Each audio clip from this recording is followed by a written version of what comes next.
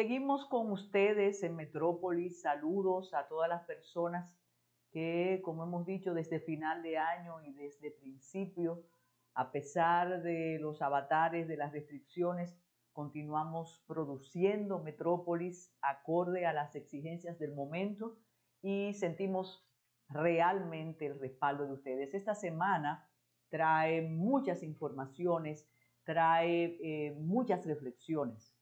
Naturalmente la pandemia no cede, aunque el índice de letalidad nuestro es auspicioso, aunque eso no se puede celebrar.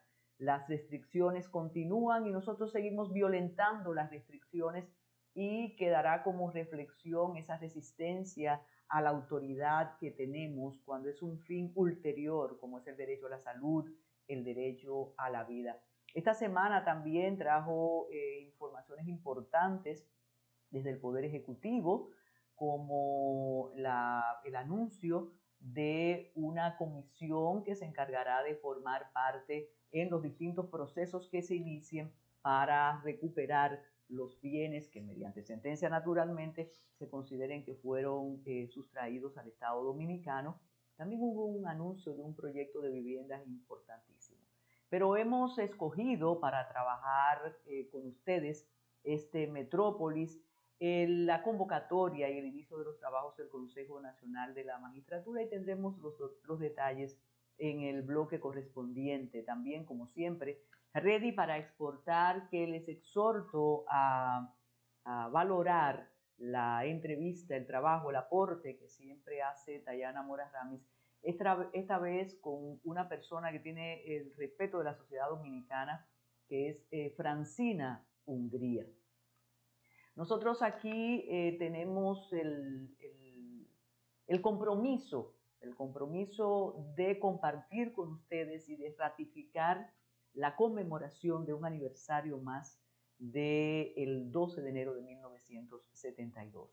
Es importante que les recordemos, y eso todo el equipo del programa lo sabe, que nosotros tuvimos como miembro de este equipo en una sesión que se llama Memoria para la Historia, dirigida, conducida, producida por Sagrada Bujosa Mieses.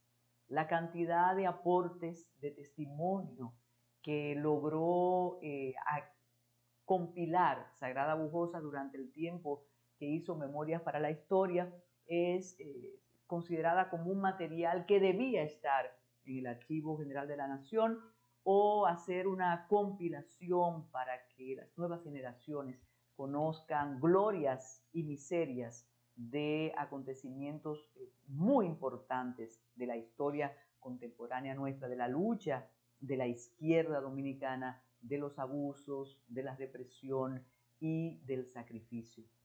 Queremos aprovechar para lamentar la muerte de María Paula Acevedo la semana pasada, de Chichita, una de las compañeras de Francisco Alberto Camaño Deñó, que nos visitó aquí en Metrópolis y tuvo una participación estelar en la sesión producida por Sagrada Bujosa Mieses, y ojalá Sagrada la conserve para poder compartirla con ustedes, esa participación estelar de Chichita Acevedo. Pues nosotros queremos recordar ese 12 de enero, lo que significa, lo que significó en su momento, siempre partiendo, evaluando y no desconociendo que para algunos eso no fue una hazaña, sino una actitud de unos jóvenes sediciosos, para otros una rebeldía innecesaria y una provocación al régimen existente. Como sea, ese grupo demostró su fortaleza, su valentía, y ocurrió algo inédito, inusitado en la historia dominicana, bueno, del siglo pasado. Como 1.500 efectivos de las Fuerzas Armadas, Fuerza Aérea, Aire, Mar y Tierra, enfrentaron a dos combatientes en la cueva del kilómetro 14. El año pasado, antes de prever todo lo que comenzó a ocurrir aquí a partir de marzo, aunque en febrero hubo el primer caso del italiano, El Archivo General de la Nación, siempre presente y siempre haciendo aportes extraordinarios para el conocimiento de la historia dominicana, inauguró una exposición fotográfica y de documentos alusivas al 12 de enero, a la epopeya, y lo hizo precisamente el 12 de enero del año pasado. Vamos a compartir con ustedes las palabras de Sagrada Bujosa Mieses en esa oportunidad y fragmentos también de la conferencia pronunciada por José Ernesto Oviedo Landestoy, el Gordo Oviedo. El título de la conferencia es La lucha armada.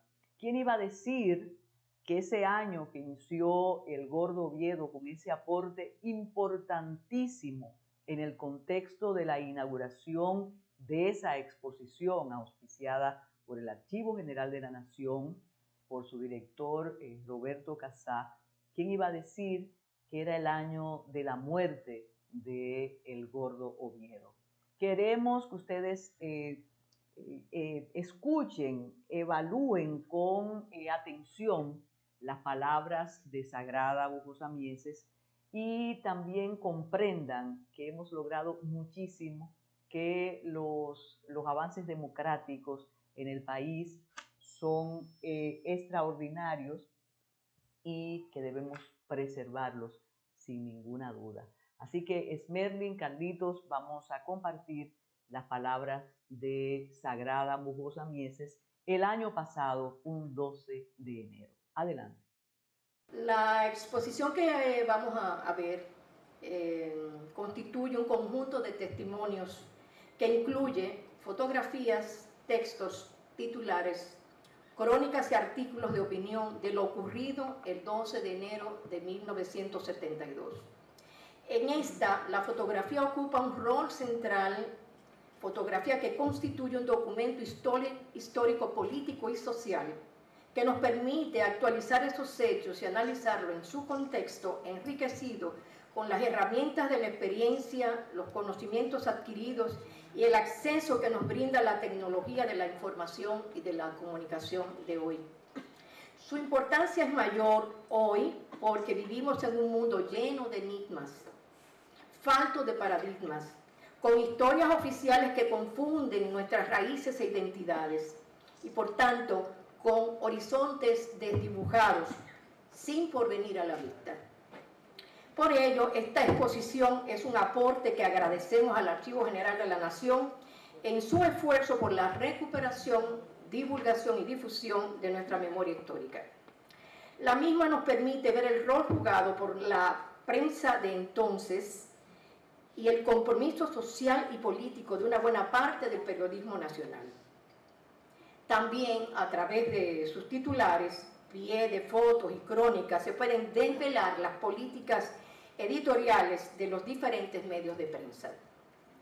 Cabe destacar la experiencia de las noticias transmitidas en vivo, lo que se llamaba, se presentaba como la noticia viva en el lugar del hecho. La gente de nuestra generación lo recuerda perfectamente. Cómo esto solía presentarse, ¿verdad? De un gran valor testimonial, pero tengo entendido que esa memoria no se conserva, lamentablemente. En consecuencia, la prensa es una rica fuente de conocimiento y comprensión de nuestro pasado, de nuestros procesos históricos, en donde la fotografía, acompañada de los textos, provoca un mayor impacto y dimensión. A manera de ejemplo, recordemos la fotografía de la matanza de My Lai y de la niña corriendo desnuda, huyendo de los ataques con napalm en Vietnam. La foto de Juan Pérez Terrero, del dominicano Jacobo Rincón, y la de las mujeres enfrentando al gringo invasor en la Revolución de Abril del 65. Así como la del legendario Che Guevara, fotografías que recogieron el mundo. Esta información intenta, entre otros objetivos, recuperar el contexto que precedió a la cacería más grande conocida en nuestra historia contemporánea contra un grupo opositor, y las razones de ello fueron, entre otras, porque los organismos de seguridad del gobierno de Balaguer sospechaban o conocían parte de esos planes y sabían que había que exterminar la avanzada dirigida por Amauri, porque así Camaño no tendría ningún apoyo en el país, como efectivamente ocurrió. Esta exposición demuestra, relata, recupera un momento trascendente en nuestra historia política contemporánea, un aporte contra el olvido de una batalla desigual, singular, en la cual 4 jóvenes cayeron levantando la bandera de la dignidad patria, el decoro, y ofrendaron sus vidas por la defensa de sus ideales, porque además no les dejaron otro camino. Nunca hubo tregua, ni un momento de sosiego.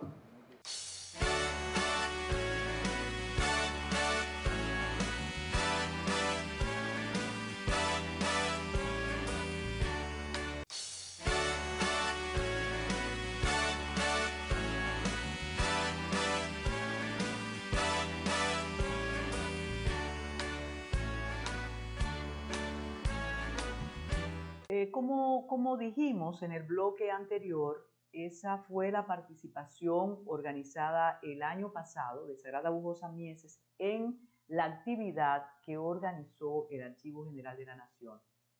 Este año, naturalmente, las celebraciones fueron más constreñidas, limitadas por la pandemia. Eso no hay que explicarlo y decirlo, pero consideramos tan importante esa actividad del año pasado y la conferencia de José Ernesto Oviedo Landestoy, que a propósito de este nuevo aniversario quisimos y queremos compartirlo con ustedes. Le doy las gracias por su invitación a participar como expositor de esta jornada con esta conferencia que he titulado La lucha armada, creación de la izquierda o recursos de los pueblos en su lucha por la liberación, el caso dominicano. Y sin más preámbulo, paso a desarrollar el tema.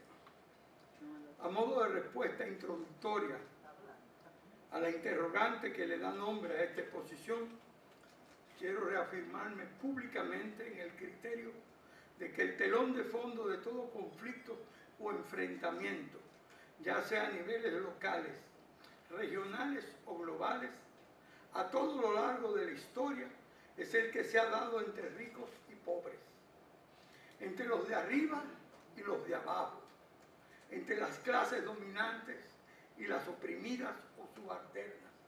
Esa realidad incuestionable es la que genera coerción y represión de unos y la indignación y la resistencia de otros. En la historia de las guerras y revoluciones, la lucha armada ha sido el recurso o el método al que recurren las clases y sus representantes políticos y sociales para dirimir y resolver sus contradicciones cuando estas han llegado a un determinado nivel de desarrollo. De esa concepción nace el criterio de que la guerra es la continuación de la política por otros medios y la afirmación maoísta de que la política es guerra sin derramamiento de sangre, en tanto que la guerra es política con derramamiento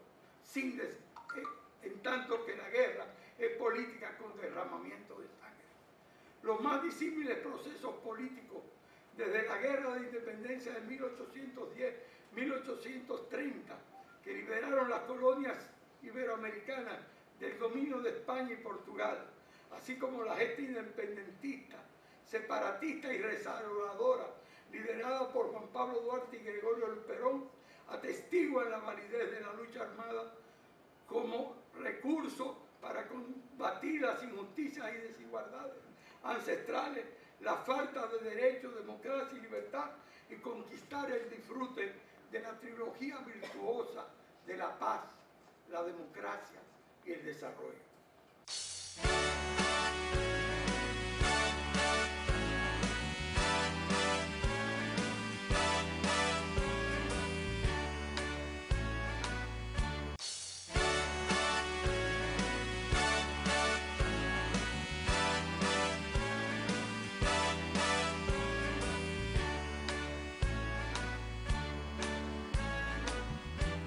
Durante todo nuestro tiempo en los medios de comunicación, hemos abogado por el respeto, la consideración y la evaluación del papel de los bomberos en la República Dominicana, en cada uno de los municipios, en cada una de las provincias. Cuando ocurre algún percance que de verdad nos estremece y nos hace pensar o valorar lo que hemos dicho durante tanto tiempo, entonces nos dicen, oye, tienes razón con lo de los bomberos. Pero pasan gobiernos municipales, pasan gobiernos no municipales y los bomberos suben y bajan en la agenda y en la primacía de la preocupación de las autoridades. Tenemos historias varias de las penurias que pasan los bomberos en la República Dominicana. Contamos en el equipo de Metrópolis, en el equipo de AME, Canal 47, 17, en el equipo del Grupo López, con una persona como el coronel Carlos Polanco, que sabe perfectamente cómo funciona el cuerpo de bomberos, y hemos tenido aquí participaciones estelares de los bomberos y también ilusión de que las cosas cambien. Nos sorprendió la mañana del miércoles pasado un incendio en medio de la ciudad, en Villajuana, en una fábrica de papeles. Por demás, con una historia hermosa y desgarradora de un emprendedor que tenía 40 años con esa fábrica, con su propio esfuerzo, con su afán cotidiano, y vio destruirse ese esfuerzo en 2 días, porque eso es parte del problema. Para sofocar ese incendio se necesitaron 2 días. El mismo propietario del inmueble, de la fábrica, dice, es que no tenían equipos, no había agua. Él tuvo que comprar camiones con agua para intentar sofocar el incendio. Hay una explicación técnica que siempre hay que colocar en la balanza todas las opiniones, y es que el papel higiénico es inflamable o conduce muy rápido el fuego, pero aún así, tener en Villajuana, en una zona absolutamente céntrica del polígono central, un incendio de esa magnitud y un cuerpo de bomberos sin los instrumentos adecuados para sofocar el incendio, pienso que debe llamar la atención de alguien, de alguna autoridad, de alguien que pueda comenzar a remediar ese inconveniente, y que nosotros como sociedad entendamos que debemos colaborar para que cada vez se modernice y la tecnificación del cuerpo de los bomberos ocurra. Que por demás siempre hay que hacer un reconocimiento al sacrificio y al compromiso ciudadano de los bomberos en la República Dominicana, que trabajan con las manos, trabajan con el compromiso, trabajan con ese deseo de servir arriesgándose.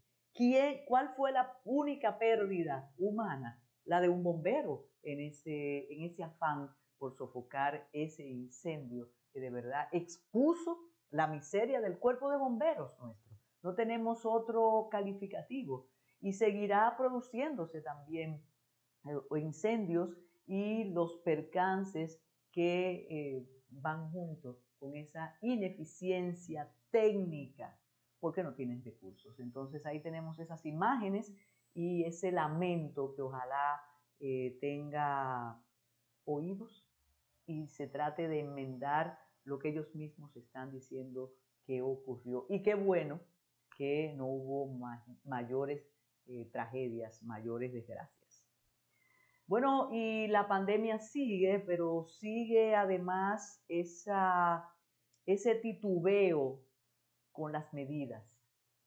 Ahora ya tenemos extensión para el libre tránsito, 2 horas más después que finalice el toque de queda, que sigue siendo a las 5.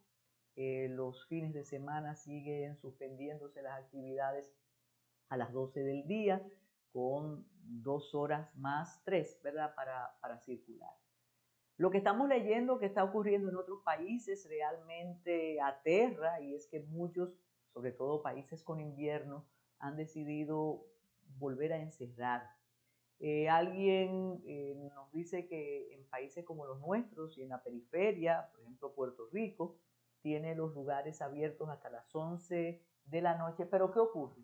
Que cumplen con el distanciamiento, cumplen con el uso de la mascarilla. Aquí no hemos logrado hacer eso, desafortunadamente, y como decimos cada semana, y Dayana ahí se está preparando para participar y lo sabe, y todo el equipo de aquí, cada semana decimos lo mismo: pongamos de nuestra parte, tenemos que cumplir con las restricciones, porque si no, pero señores y señoras, vamos a cumplir un año en marzo. De modo que solicitar la colaboración, pero uno siente que está arando en el mar cuando cuando hace esas exhortaciones. Una información para nada agradable, y fue la información que casi cerrando la semana se difundió, y es que el político dominico-americano, Adriano Espaillat, se había puesto las 2 dosis de la vacuna, pero se contagió de nuevo. Eso no es para nada halagador. Me imagino que habrá una respuesta científica, habrá un comentario correspondiente a lo que le ocurrió a Adriano Espaillat, porque en medio de un descreimiento de algunos sectores con el uso de la vacuna o con exponerse a la aplicación de la vacuna, que Adriano Espaillat diga con responsabilidad, bueno, yo me puse las 2 dosis, dijo Adriano, pero me contagié. Es de verdad una situación que obliga a explicaciones. Algunas personas quieren eludir los riesgos de esa situación, de esa circunstancia lamentable, diciendo, bueno, es que Adriano Espaillat se encontraba en la toma del Congreso por las fuerzas trumpistas y estaba en un lugar donde había más de 100 personas. Yo perfectamente, vamos a asumirlo, pero ya tenía la vacuna. Quiere decir que aunque tengas la vacuna te vas a contagiar. Entonces, eso es un pendiente que me imagino que desde el inicio de la semana se buscará la respuesta para esa situación. Del mismo modo, la semana cerró y se inicia sin ninguna contundencia en torno al consumo de la ivermectina, pero con el consumo de la misma aumentando. Más personas creen que es posible que la ivermectina sirva de disuasorio para el virus, o sí para contrarrestar los efectos cuando ya lo tienes. Eso provocó un comunicado, una alerta del Ministerio de Salud, pero tuvo un correlato no muy agradable, porque se hizo la advertencia para el no uso de la ivermectina, pero de inmediato las redes comenzaron a difundir recetas firmadas recientemente por el doctor Plutarco Arias, el ministro de Salud, prescribiendo el uso de la ivermectina a sus pacientes, de modo que ahí hubo un pequeño inconveniente o un desliz, aunque los médicos, toda la comunidad profesional dice que es que como no hay una prueba fehaciente que diga que la ivermectina sirve para contrarrestar el virus, ellos no pueden asumir que lo recetan como panacea. Pero eso fue un inconveniente.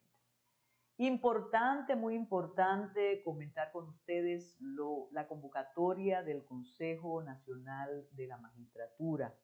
Comenzaron ya a pasar por el escrutinio de los consejeros las personas que aspiran a ocupar las funciones en la Suprema Corte de Justicia, en el Tribunal Constitucional y en el Tribunal Superior Electoral.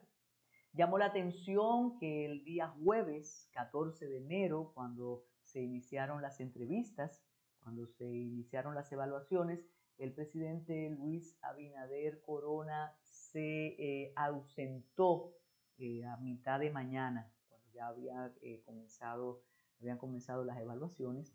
Luego se explicó que tenía un compromiso con la inauguración de algo, el primer Picasso de algo. Algunos de manera tímida pero pertinente lamentaron que tuviera que irse el presidente, porque es muy importante la evaluación que se haga de cada uno de los aspirantes a desempeñar cargos en estas altas cortes.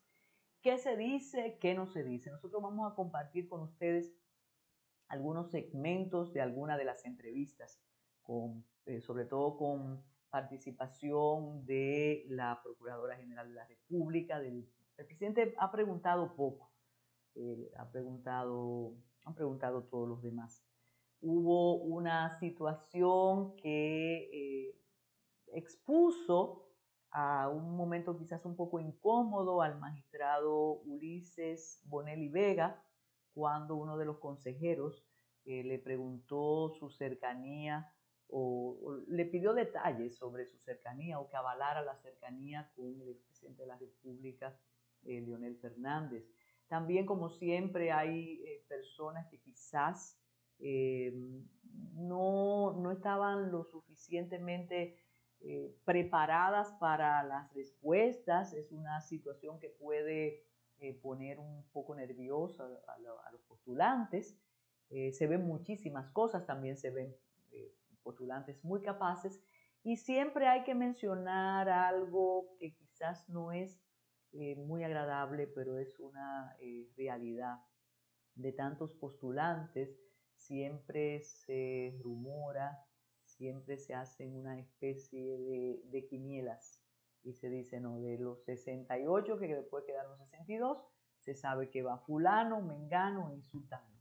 Entonces, en algunos círculos jurídicos especializados y políticos, naturalmente, se discute si habría que modificar el modo, el procedimiento de evaluar a estas personas. Incluso algunas personas con trayectorias extensas en sus distintas dependencias, como jueces, como fiscales, como pertenecientes en la época, en el momento del tribunal, de la Junta Central Electoral, también años ahí, y tú dices, ¿cómo me van a preguntar personas que no saben de la materia y demás? Pero es ya quizás la última diligencia para conformar las cortes y saber a dónde llegaron los acuerdos de las distintas fuerzas políticas, porque algunos proclaman la famosa independencia, que es una especie de marca cambio, pero el Consejo Nacional de la Magistratura tiene mayoría afín al partido de gobierno y a las fuerzas que están más alineadas con el partido en el poder. Pero si son excelentes las decisiones, las personas que decidan, entonces, bueno, qué bien, bienvenidos. Pero es importante, sin duda, siempre despierta el interés de la población especializada, tanto política como jurídica, la comunidad de profesionales del derecho, ver las entrevistas, las respuestas, las actitudes, porque decía un grupo de juristas un poquito más avanzados que la mayoría, que lo que hay que preguntarle, sobre todo a los aspirantes al Tribunal Constitucional, son asuntos ideológicos más que de procedimiento, porque ellos sabrán cómo resolver los casos cuando les toque. ¿Qué piensan, por ejemplo, sobre la supresión del embarazo? Que es un punto que a veces se elude, aunque se ha planteado. Hubo críticas desde el jueves a la actitud de algunos de los consejeros, incluso comenzando decían, bueno, pero es que alguno de ellos no está preguntando, sino opinando, acusando y demás. Pero es importante ver al presidente de la República y a los demás miembros de los poderes fundamentales del sistema democrático nuestro, del Estado social y de derecho, participar y evaluar. Sí, eso lo dicen aquí estos muchachos, que estaban muy serios todos. Sí, faltaban sonrisas, pero quizás cuando continúen las distintas, cuando se comuniquen más, quizás podamos tener alguna sonrisa. Sí, hubo veteranías ahí expuestas. Yo le puedo decir a ustedes que hay personas que tienen más de 30 años realmente en el desempeño judicial y me imagino que serán evaluadas como corresponde. Inicia el año con todas esas pendencias políticas, jurídicas, sanitarias. Y sí, hubo que revisar la disposición de la Procuraduría General de la República en relación a las multas. Finjo se atrevió a hacer la observación correspondiente, de modo que habrá una revisión porque fue bastante criticada la manera o el sustento legal de ese asunto. Entonces vamos a compartir algunos fragmentos de las entrevistas de algunos de los postulantes y la actitud del Consejo Nacional de la Magistratura y naturalmente de los aspirantes a desempeñar cargos en el Tribunal Constitucional de la República Dominicana, en el Tribunal Superior Electoral y en la Suprema Corte de Justicia. Gracias, magistrada Miriam Germán. Por favor, me rectifica si me equivoco. Creo que lo escuché decir que el acusado no tiene derecho a mentir. ¿Fue así? Yo hice un escrito. El imputado no tiene derecho a mentir. Porque la Constitución Dominicana, cuando usted lee la presunción de inocencia, entre de sus principios, plantea que nadie puede ser obligado a mentir. Y utiliza el verbo obligar. Una cosa es mentir de manera coaccionada y otra cosa es hacerlo como lo ven los penalistas. Por ejemplo, usted que es penalista, no digo que usted lo vea así, sino en el sentido general. Como lo ven los penalistas, que la mentira es un medio de defensa. Así es. Sí, exacto. Pero no es el mandato expreso de la Constitución. La Constitución te habla que no puede ser obligado. Pero fíjense qué interesante. En materia penal, yo soy laboralista, con un doctorado en Derecho de Trabajo. Pero es interesante esto, fíjense. En materia penal, la primera fase es contraversionar. Y se le pregunta al infractor de la multa, el mismo juez de paz, ¿cómo usted se declara? ¿Culpable o inocente? Y él dice, culpable. Y se le pone la multa. Y lo prevé el Código Procesal Penal. Una confesión. Libre y voluntaria. No es inconstitucional. En la fase intermedia del proceso penal, también, si le pregunta el juez de la instrucción, libre delante de su abogado, delante de un juez, con todas las garantías que procede, y dice que sí, que cometió el crimen, el juez, eso es seguro que le va a dar la prisión preventiva. Otra confusión judicial, donde admite un hecho.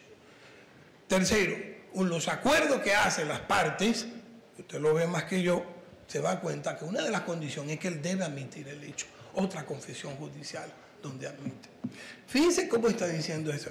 Pero donde viene la variante fuerte, que es donde el código debe cambiar, es en la fase de juicio.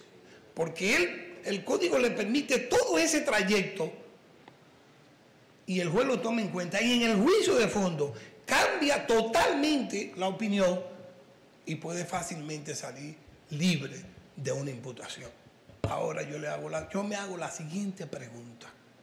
Incluso el juez de la ejecución, para darle la libertad condicional, lo primero que tiene que decir, ¿usted cómo se declara?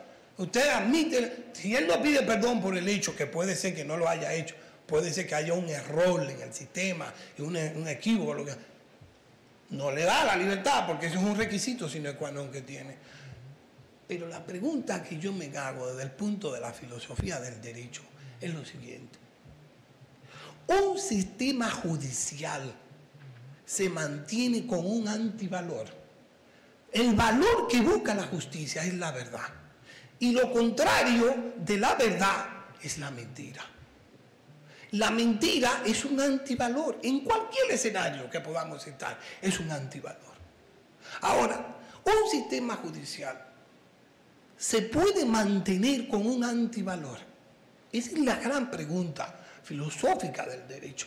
Porque es un antivalor. Es que el único medio de establecer una verdad no es la confesión del procesado. No, pero claro que no es el único medio. Pero en materia de derecho privado, en materia civil, en materia laboral, en materia administrativa, se permite la confesión y no es inconstitucional. Y en las distintas fases del proceso que le he hablado, también se mantiene y no es inconstitucional. Usted habla del juramento decisorio en materia No, esa es otra cosa. El juramento decisorio es otra cosa.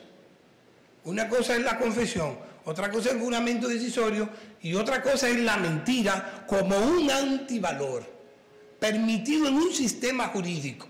Son figuras todas totalmente diferentes. Ya, gracias. O sea, la mentira, ese antivalor es lo que yo cuestiono.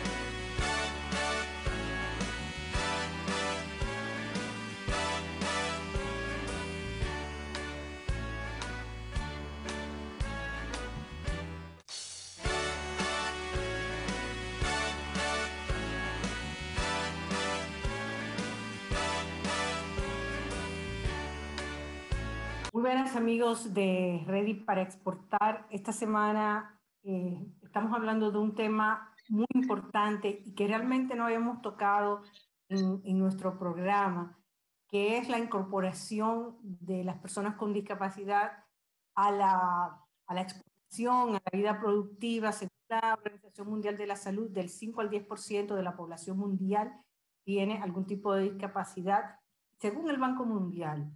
Precisamente porque no estamos integrando todas estas personas completamente a la economía, se está perdiendo entre 1.370 a 1.940 billones de dólares anuales de ingresar al PIB mundial, porque estamos excluyendo a las personas con discapacidad de participar. Entonces, es extraordinario que nuestra invitada el día de hoy esté con nosotros y hablemos de este tema, motivada por el acuerdo que ustedes firmaron con ProDominicana sobre este tema.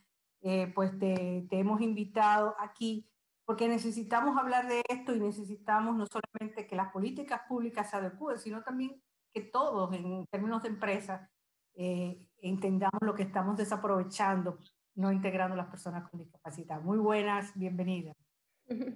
Me encanta, Tayana, los datos que acabas de compartir, porque casualmente algo que suelo decir con cierta frecuencia es que seguimos viendo a la comunidad con discapacidad desde la óptica social, desde el asistencialismo, cuando existen un montón de posibilidades de productividad y que eso impacta directamente el desarrollo del país.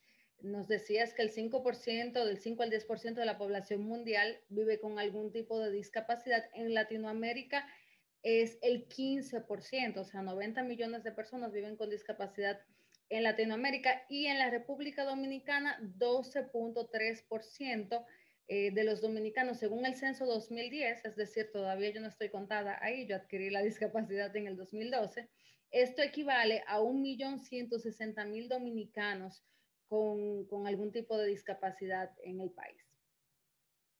Y esto nos presenta toda una serie de retos. Como tú dices, hay muchos temas sociales, pero como en esta sesión nos enfocamos con la parte productiva y empresarial, háblanos algunos de esos retos. Primero vamos a hablar de la empleabilidad, ¿no? El reto de la integración de las personas con discapacidad al mundo laboral. Fíjate que me encanta tu pregunta porque el término discapacidad es dinámico. Es decir, yo adquirí una discapacidad en el 2012, repito, y ahora en el 2021 ya la situación es muy distinta a lo que era en el 2012. Imagínate décadas atrás, es que con los avances de la tecnología ha evolucionado muchísimo la capacidad de participación de las personas con discapacidad en actividades productivas, en el motor de desarrollo de los países. La tecnología es esa plataforma que se adapta, se acondiciona a las características de cada individuo sin importar su condición. Vemos smartphones, por ejemplo, como Apple, que tiene una serie de ajustes para personas con parálisis cerebral, para personas ciegas como yo, que utilizo un lector de pantalla, que soy completamente ciega, pero también hay magnificación o contrastes de colores, y lo mismo se aplica a los dispositivos como laptops y tablets, y así existen inclusive ajustes a maquinarias industriales que permitan la participación plena de la comunidad con discapacidad como cualquier otro ciudadano que tiene que desarrollarse, aportar a su familia e inclusive tener su propia familia y sostenerla. Y por supuesto, en tal sentido, pues el contexto del COVID-19 que ha acelerado los procesos de digitalización de las empresas, pues con más fuerza, pues implica todo esto un aceleramiento de las posibilidades de participación productiva de las personas con algún tipo de discapacidad. Sí, yo creo que como tú dices, estamos en, por ejemplo, teletrabajo. La gente que antes pensaba, bueno, tal vez mi edificio no está acondicionado para que ciertas personas estén, pero bueno, ya no es una barrera porque pueden trabajar desde su casa y ya hemos demostrado, todos estamos trabajando desde la casa y no ha bajado la productividad y las empresas han seguido activas. O sea que algunas de las barreras mentales tal vez que las empresas tenían de, bueno, ¿por qué no podría incorporar a una persona o qué pasos tendría que dar? Ahora esas barreras pues han desaparecido. Sí, es interesante que menciones esto de los ajustes razonables en el entorno laboral, porque a pesar de que se le tiene un temor enorme a lo que puede suponer en el presupuesto de una empresa realizar algunos ajustes razonables para ciertas condiciones de discapacidad como la motriz, o ofrecer, perdón, apoyos técnicos o herramientas operativas a personas con otras discapacidades, como bien te acabo de decir, el computador con lector de pantallas en el entorno laboral, y también se aplican algunos ajustes a, por ejemplo, los sistemas de evacuación en casos de emergencia. Sin embargo, las empresas desconocen que existe un incentivo fiscal que equivale al 2% del total de tu nómina si está compuesta por personas con discapacidad. Es decir, si contratas, si tu empresa tiene, vamos a decir, 10,000 empleados, una empresa grande, el 2% equivale a unos 200 empleados. Si los contratas todos, el pago de su salario lo puedes deducir de tus impuestos, y con esto cubres todo lo que son estos ajustes razonables que lo pagaste una vez. Los ajustes razonables es una inversión de un día. Sin embargo, la exoneración o más bien el incentivo fiscal sigue estando mientras esté contratada la persona. Existen una serie de mecanismos en las leyes dominicanas que pueden servirnos para promover precisamente también que en el entorno exportador se incluya la participación de grupos con alguna condición de vulnerabilidad. Bueno, yo no sabía eso del incentivo, y claro que sí, que necesitamos promover más ese tipo de incentivos a la empleabilidad. Hablando del tema de la exportación y del tema del emprendimiento, que es otro, ¿no? Es cómo cómo facilitamos que las personas con discapacidad emprendan, tengan, tal vez a veces en todo emprendedor hay el tema del arrojo, ¿no? Hay un riesgo, todo emprendimiento es un riesgo, y puede ser que a veces, igual pasa, por ejemplo, con las mujeres versus los hombres, a veces son menos lanzadas en términos de lanzarse al emprendimiento. ¿Cuál es la situación con las personas con discapacidad? ¿Cómo podemos apoyar más a que haya más emprendimiento, más personas con discapacidad generando sus propios ingresos? Pues vuelvo a los incentivos que existen en la ley 513. Fíjate que estamos en un momento en que todos nos estamos reinventando, que estamos tratando de localizar oportunidades donde no hemos visto antes. Y creo que debe generarse un círculo virtuoso de alianzas entre distintos sectores para propiciar esa participación. Es decir, si bien es cierto, existen estos incentivos para las grandes empresas, y ahí valdría la pena mencionar el ejemplo de Marriott, que es una cadena multinacional que está establecida en el país. Quizás desconoce estos incentivos fiscales porque en los Estados Unidos ellos tienen un programa de teletrabajo que lo conozco desde el 2013, para poder emplear a las personas con discapacidad en el sistema de reservas de sus hoteles.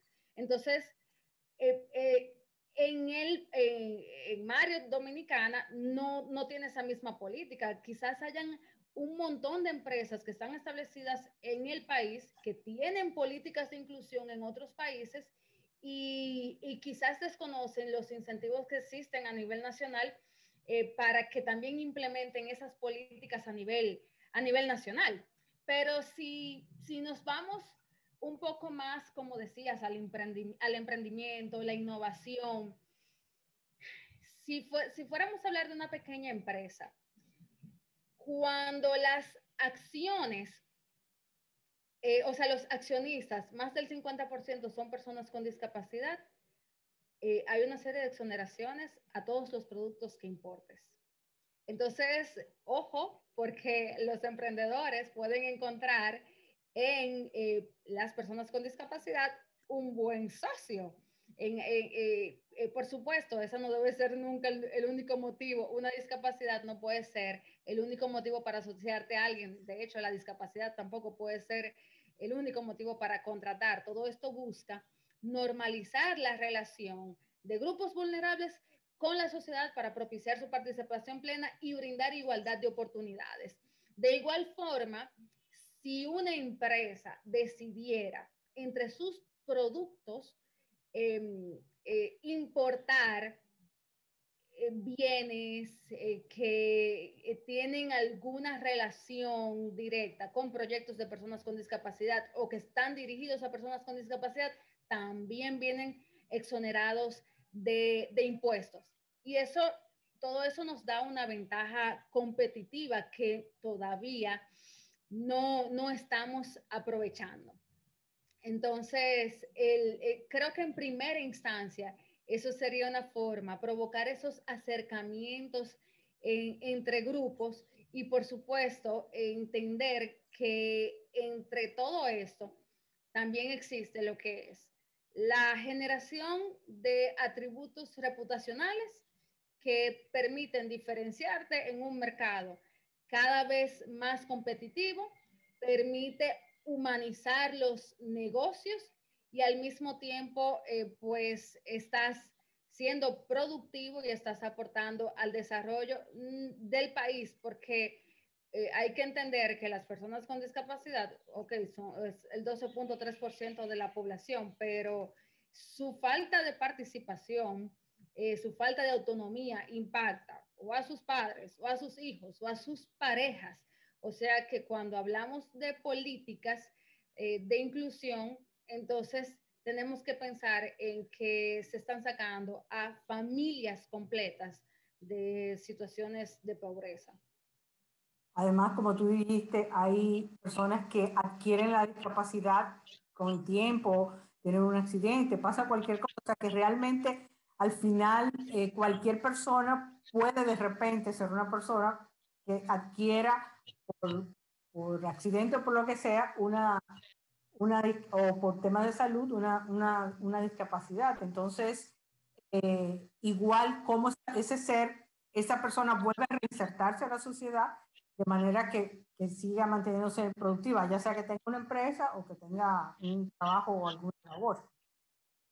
Así es, completamente, pero también con esto que acabas de decir es importante acotar, destacar que la comunidad con discapacidad es la minoría más grande del mundo, pero es la única minoría que no es nada exclusiva, a cualquiera nos puede tocar en cualquier momento y de hecho, si queremos ser bendecidos con una vejez, pues vamos a tener alguna alguna deficiencia motriz o sensorial, o sea que es también un tema de empatía que en momentos en que se está hablando mucho de salud mental versus la pandemia, debo decir que los neurólogos destacan el trabajo que impacta en nuestro entorno, en la vida de los demás, es la mejor medicina para temas de depresión y todo esto que nos está afectando en estos momentos. Ustedes tienen acuerdos con el Infotep, como leí en la página de ustedes, el tema de la formación, sobre todo la vocacional y la profesional, ¿no? Que enfrenta, ¿cuáles son los retos que se tienen en esta área? Pues sí que hay muchos retos, es decir, el acceso a la educación y a una educación de calidad con todas las herramientas que amerita una persona para poder recibir la información de forma oportuna por los canales con los que sí cuenta, sigue siendo una importante brecha.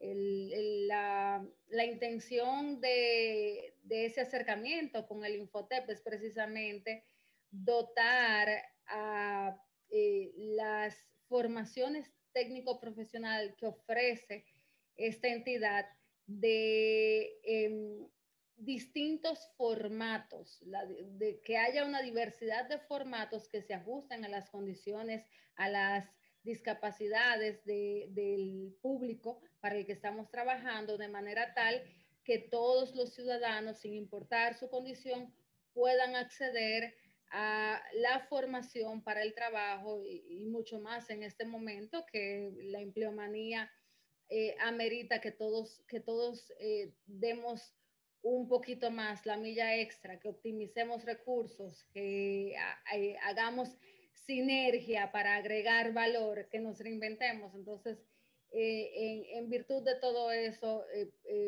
pues democratizar el acceso a la formación técnico profesional es inminente y debía hacerse.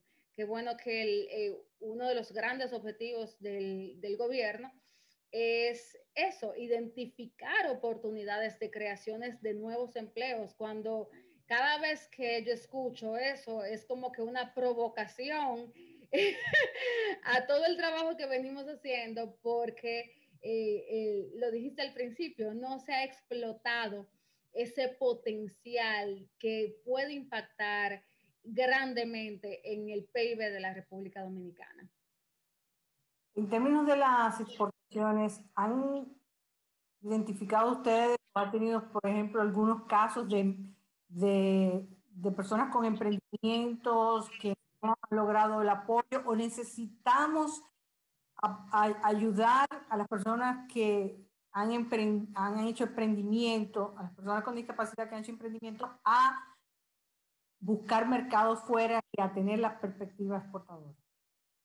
Ambas son correctas, es decir, existen importantes referentes, buenos modelos a nivel local, a nivel internacional, que podemos implementar fácilmente. Tenemos el caso Uruguay, el caso España, que desde el 2016 las empresas exportadoras han venido acercándose hacia las organizaciones de la sociedad civil que trabajan con personas con discapacidad para incorporarlas en sus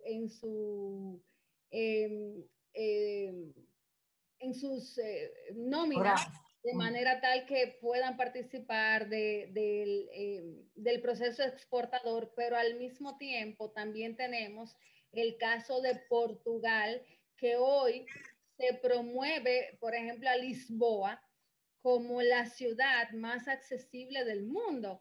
Y fíjate cómo esto viene a significar digamos, un atractivo para lo que es el turismo. Solamente personas con discapacidad motriz, solamente con discapacidad motriz, excluyendo todas las demás discapacidades, gastan alrededor de 235 millones de dólares al año en viajes. Y esto es también sin contar con sus familias. Entonces, en momentos en que estamos buscando reactivar el turismo como parte de ese comercio de servicios que tanto suponen para nuestra economía, pues también la participación de la comunidad con discapacidad y para generar valor agregado y atractivo y diferenciación en el mercado es importante. Un caso local que siempre me encanta destacar es una empresa exportadora, no vende ningún producto en el país. Ellos fabrican barcos para estudios de Hollywood, para aficionados de todo esto de los barcos. Y esta empresa, su mayor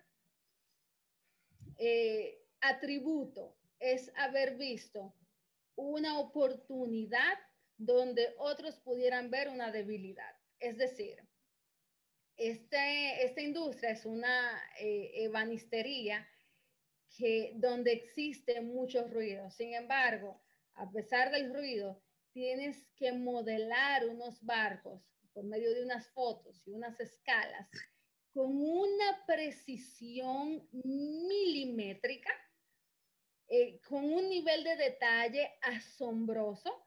Y entonces ellos dijeron, espera, ¿quiénes son los que más fácil se pueden concentrar en este ambiente? Y empezaron a contratar personas con discapacidad auditiva. Lograron que sus gerentes aprendieran la lengua de señas y el 30% hoy de sus empleados tienen una discapacidad auditiva. Ellos no están viendo incentivos fiscales, ellos vieron una oportunidad para que su trabajo pues quede mejor, pero al mismo tiempo para impactar en las comunidades. Esto es en San Cristóbal. Sí, Abordage. Así es, así es. Bueno, lamentablemente, bueno, no conocías, qué bueno. Sí, lamentablemente se nos acaba el tiempo. Muchísimas gracias, Francina, por esta entrevista. Ojalá tenerte en otra oportunidad, y creo que es importante que como tú decías, como país apostemos a la inclusión como parte de esa marca país y como parte de la forma del país de ser más competitivo al ser más inclusivo. Completamente. Muchísimas gracias por este espacio y sé que a raíz de el acuerdo con ProDominicana, pues se abren muchas oportunidades tanto para las empresas exportadoras como para la inversión extranjera directa y también para el desarrollo de empresas lideradas por personas con discapacidad, con capacidad exportadora. Así que estamos súper emocionados y ojalá poder seguir conversando también sobre el impacto que hemos ido generando con esta iniciativa más adelante. Muchísimas gracias. Y a ustedes, muchas gracias por su sintonía con Ready para Exportar y con Metrópolis. Nos vemos la próxima semana.